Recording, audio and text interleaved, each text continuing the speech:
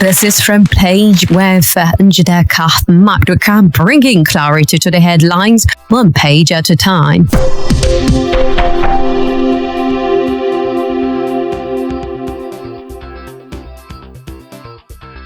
Absolutely, it's a lovely Tuesday, and we're back to check out the headlines. How you doing?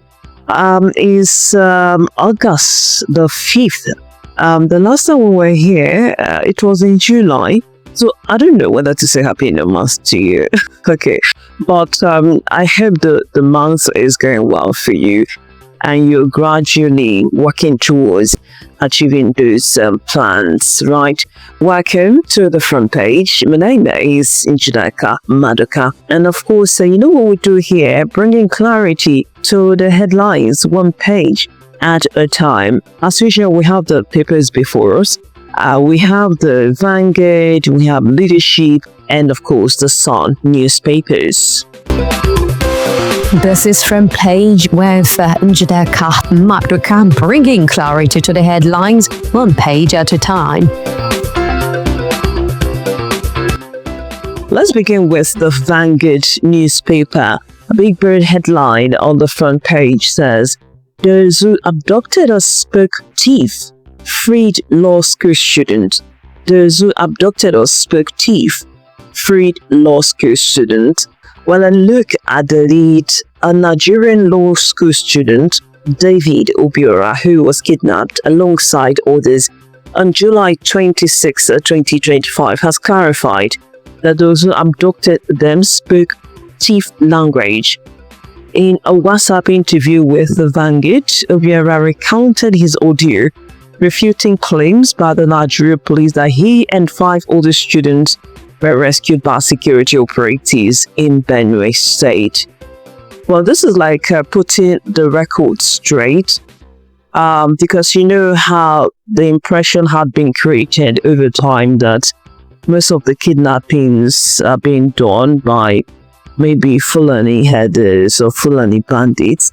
But Obiora here, who was one of the victims of that kidnap that happened July 26, is saying that the people who kidnapped them spoke thief. Remember, those people were traveling to their law school in Yola, Adamawa State. That was when they were kidnapped alongside other travelers. So he's coming out to set the record straight. Another thing he said to set the record straight is also that a ransom was paid before the release. According to the report, 10 million naira was paid by each of them. Yeah, which is like a huge sum, contrary to the insinuation by the police that they were actually rescued, that the Benue State Police somehow rescued them. But Obiora is saying that they were not rescued. This has always become a bit of a problem when it comes to rescue of kidnapped victims. Was ransom paid? Was ransom not paid? Sometimes we don't get to really know the true outcome unless the family comes out and spews and says, look at what truly happened, as seen in this case. And you wonder why the police would claim to have rescued them when huge sums were paid. 10 million naira. 10 million naira. Right? Is it to cover the incompetence of the police force? Be that as it may, I think it's already a common knowledge that sometimes the security situations and challenges are beyond the capacity of the police, given how they are ill-equipped and underfunded. So I wouldn't even know why they keep covering some of these things up, if at all we're to go with what Obiora is reporting. But it's really sad, because guess where this money would be going? It will be used for buying more weapons to kidnap people. The country is really, really terrorized, and you wonder why some of these criminals have that temerity to engage the Nigerian security operatives or to not give a hoot about them. And this is because they have these weapons with them. They have enough money to buy these weapons. And sadly, one of the things the victim said was one of the kidnappers actually said that he had been kidnapping for over 9 years, about 9 years. And the money he is getting, he's using it to buy stuff for his family. He said he has bought cars, about 2 cars, which his wife is driving. I'm talking about the kidnapper. His wife is driving the big cars he's using this money to buy. He said he can't go home, but the family is enjoying his loot, which is really, really befuddling. I mean, how does somebody kidnap for 9 years or be a kidnapper for 9 years and there has not been any trace of him? And this is the problem we have in the country. Another thing he said is that the kidnappers are known to the communities. They're like part of the community, similar to that, some of their wives are cooking for the kidnapped victims. The kidnappers display guns in front of children. Like, there is this acceptance. It's like their way of life now. Now imagine those children watching the kidnappers, and would you be surprised if in the future they begin to carry arms, bear arms, begin to test arms to see how it works? These things keep happening in the deepest forest because Ubira had to tell the story of how they traveled a long distance into the forest. They were kidnapped on an expressway, that is the Zaki-Bokari expressway, but they had to sojourn through the forests before they came to where the kidnappers stayed. And so it raises a question of our seriousness when it comes to guarding and protecting our forest. There had been talks and quest for it. I remember the time hunters used to cry that they should be allowed to go to the forest to tackle even Boko Haram. And so the other time, President Bola Tinubu talked about Forest Guard giving approval for them to be launched. Have we gone with them? Because these are the things they should have tackled. And as if at all want to set up Forest Guard, we should have a good audit, like a good compilation of the dangerous forests that we have, the danger zones that we have across our forest. Otherwise, you might not really get it right? And I also think that just like the victim has narrated this incident, this is one of the ways to actually gain intelligence. It's sad because the call is always about communities actually sharing information. But unfortunately, based on the story being told in this report, it seems the community is in cahoots, is in connivance with the kidnappers, so they cannot give information or you can't get any intelligence from them. So, what happens now, I think, is appropriate for security operatives to actually use the information shared in this report, if at all they are reading some of these things, to gain intelligence, to be able to track this forest. I mean, they have told us the area where the kidnap happened. From there, you can get the description of the forest. I mean, if a kidnapper says he has been kidnapping for 9 years, how did we allow it to happen? Don't we track information, or do we think that information should only come from certain quarters? I mean, information from the media is enough to track these people, to clamp down on this search of criminals as a serious country, and hoping that unfortunately, I can't say there will be no more kidnappings, but I'm hoping that something can actually tick off so that our security agencies can actually do something with the literally information being projected in the various papers, in the various media, right? Somebody cannot be kidnapping for 9 years and nothing is done about it. Alright, we're moving away from that story. We have to do this quickly because I really don't want us to stretch so much so that I can save your time and my time and your data, right? Okay, the second story on the Vanguard, it talks about retired soldiers. This one says communication labs responsible for retired soldiers protest. Pensions Board. Communication lapse responsible for retired soldiers protest. Pensions Board. Well, the Military Pensions Board on Monday night pointed out a lapse in communication as a reason for the protest by retired soldiers, which disrupted work at the Federal Ministry of Finance headquarters in Abuja earlier in the day. This is coming from the spokesman of the Military Pensions Board, Squadron Leader Ahmed Mohammed. So there was this protest that took place early on Monday, and by the evening or night of Monday, the Military Pensions Board had to come and address it because the protest took place at the Ministry of Finance, and when the retired soldiers were there, they actually put the blame on the Military Pensions Board based on some of the allowances that they were asking for. They were asking for parking allowance. What they call parking allowance is the allowance they're supposed to be paid once they are moving from the barracks to their new location.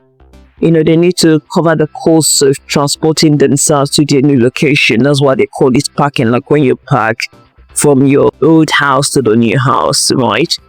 There's one that is called disbarment allowance.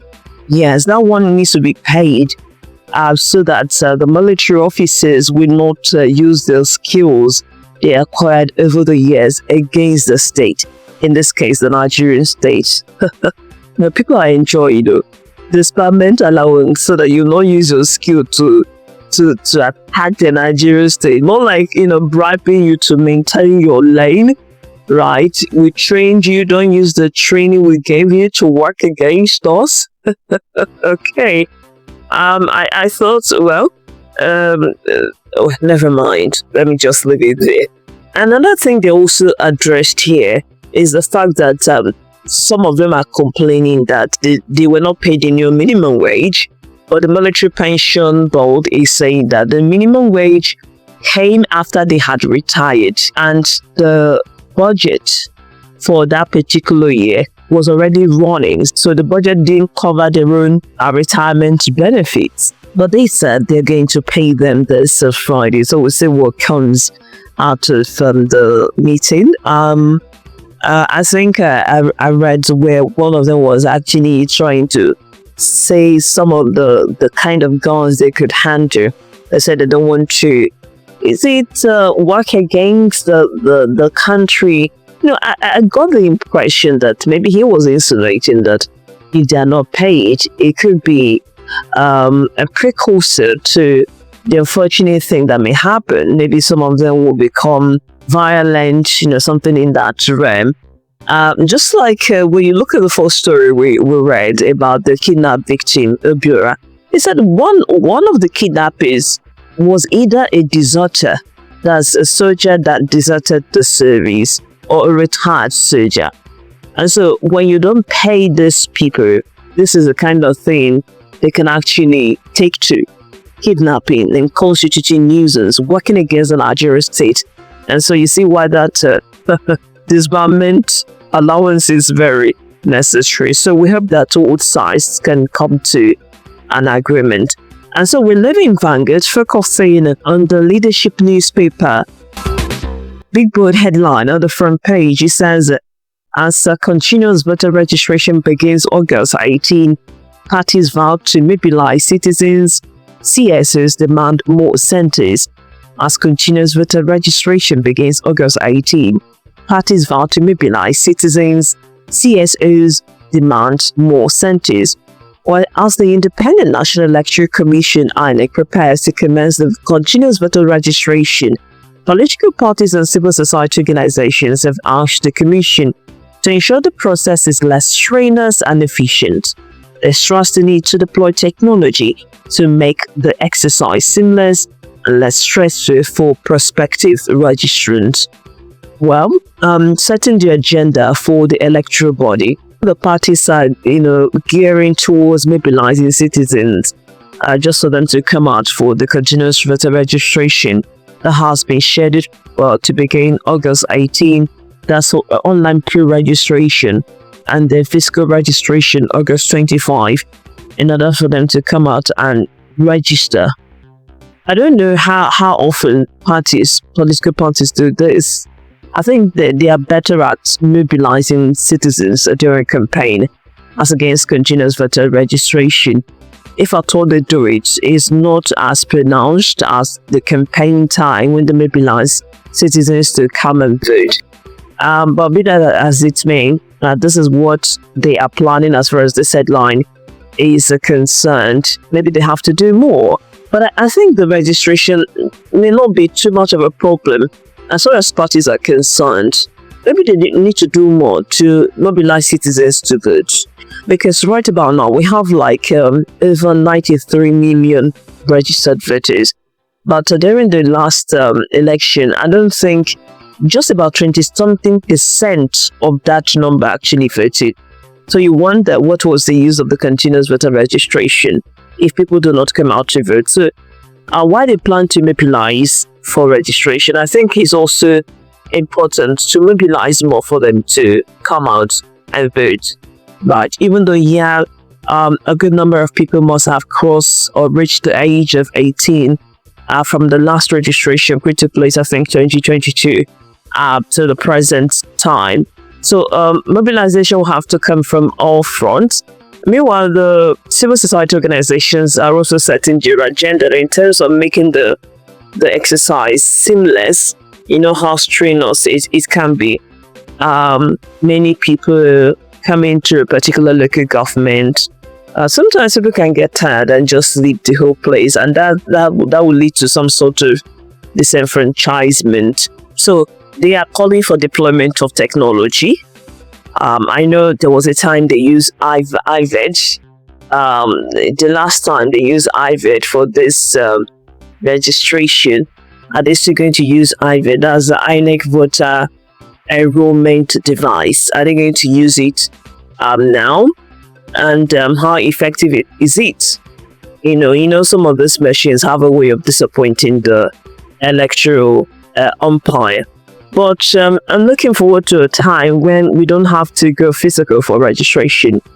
A situation where you have to do pre-online registration.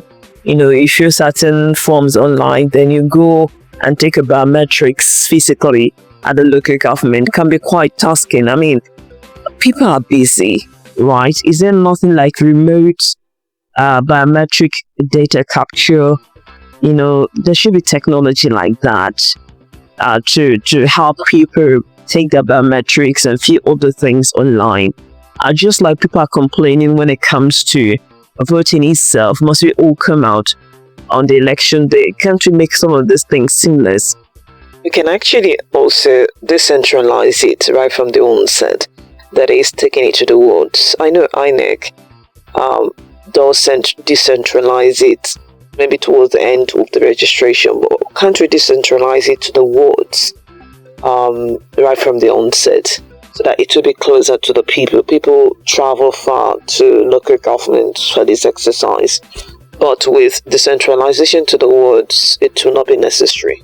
There's another thing to also look out for when it comes to the credibility of the voter register. You know, sometimes when they do this registration and they want to clean up the register, it throws up some controversies, because some people will tell you, okay, I registered, but during the cleanup of the register, INEC removed me. And INEC will come out to say, well, we found out that people registered twice. There was a case of multiple registration and all of those things. And so if INEC is saying some of those things, how come we still have people below the voting age still voting? Remember the time they said they were using one technology, ABIS, ABIS. That was what was used to clean up the register. But at the end of the day, you see young people queuing to vote. You see that their names were not in the register, or it's just a case of people coming on the election day without being registered. But if they were not registered, how come they were allowed to vote? Given all of the expectations from different stakeholders on how to conduct themselves during election. So many anomalies go on in our electoral process. And if INEC can start by making all parties to really understand the process, then I think it will go well for everybody. There won't be any kind of doubt in the system. But there you have it. August 18th, continuous voter registration begins. If you're of age, you're expected to go and start the pre-online registration before you go for the physical one, which begins August 24th. So good luck, Nigeria, I guess. Moving on from the leadership, some cheering news is sunny. Okay. Tinubu awards the Tigers $100,000 each. Flats and national owners after 5th AfroBasket title. Tinubu awards the Tigers $100,000 each. Flats and national owners after 5th AfroBasket title. Well, before I look at the lead, this story just reminded me of what one of the soldiers who protested yesterday said. Well, he said, well, they're giving the girls cash, the huge amount they're giving them, but they cannot give us. They have served the country for years. Oh my goodness, the country is a basket case of irony, But let's look at the lead now. President Bola Tinubu has rewarded Nigeria's national women's basketball team, the Tigers, with generous gifts totaling $100,000 each for the players, $50,000 each for the 11-man coaching and technical team, alongside a 3-bedroom flat at Renewed Hope Estate for every member of the team and coaching staff. Well, we don't need to say no more. I think the country has been basking in the euphoria of the victories from our girls, starting with the Super Falcons, and then you have the Tigers, football and basketball respectively, African champions, and the nation is giddy with excitement. And I guess that's why the president is doling out the songs, right? Truly deserving it. I mean, I think the nation is already beaten, and you need some sort of cheering news. You need something that gives you hope that the country is redeemable, basically. And I think this is what these girls have done. I'm hoping we can latch on this and use it as inspiration to fix the country, to tell us that's the truth, that this was what we were. We were victors. We were always victorious. And at a point in time, it seems everything is going haywire. So congratulations to the girls and congratulations to all Nigerians. And I'm hoping that this is like a sign of good things to come. Alright, on that note, we are saying a very big thank you for joining us on today's front page. It's been an interesting ride, and don't forget to always drop your comments. Let us know what you think about any of the stories that touch you. You can follow me on my social media handles as well. Just go to linktree.ee/Njideka Maduka. You see all my social media platforms there. So feel free to drop those comments. Let's keep the conversation going and making sense of the headlines one page at a time. My name is Njideka. Hoping you go out there and be the best version of yourself. Keep being your best, basically, right? The sky is your starting point. I'll see you next time. Have a wonderful and fantastic Tuesday.